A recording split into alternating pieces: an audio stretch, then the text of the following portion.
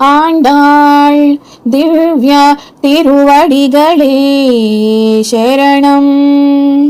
கனைத்திலம் கத்தெருமை கன்றுக்கிறங்கி நினைத்து முலைவசியே நின்று பால் சோரா நனைத்தில்லம் சேராக்கும் நச்செல்வந்தங்காய்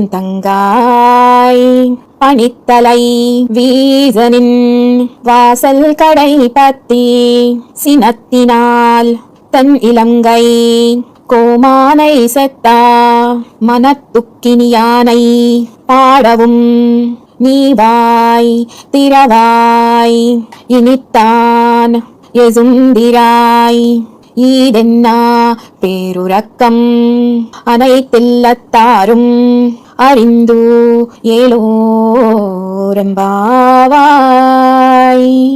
ఈ పాసురానికి తాత్పర్యం ఏమిటంటే, లేగదూడలకు జన్మనిచ్చిన ఆవులు పాలు పితికే వాళ్ళు ఎంతకు రాకపోవడం వల్ల తమ దూడలే వచ్చి పొదుగుతో మూతిపెట్టినట్లుగా భ్రాంతిపడి తమ తమ పొదుగుల నుండి ధారాపాతంగా పాలధారలు వర్షించగా ఆవరణ అంతా కూడా నేలపాలై పాలతో బురద బురదగా తయారైన గొప్ప ఐశ్వర్యవంతుని గారాల చెల్లెల మా తలలపై మంచు కురుస్తున్న నీ వాకిట ముందు నిల్చున్నాము.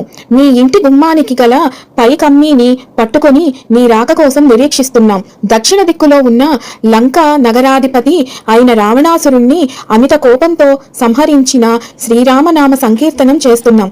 అది విని కూడా నువ్వు నోరు విప్పి మాట్లాడవా? ఇంత గాఢ నిద్ర ఏమిటి? ఊరి వాళ్ళందరికీ నీ సంగతి తెలిసిపోయింది. ఇకనైనా లేచిరా.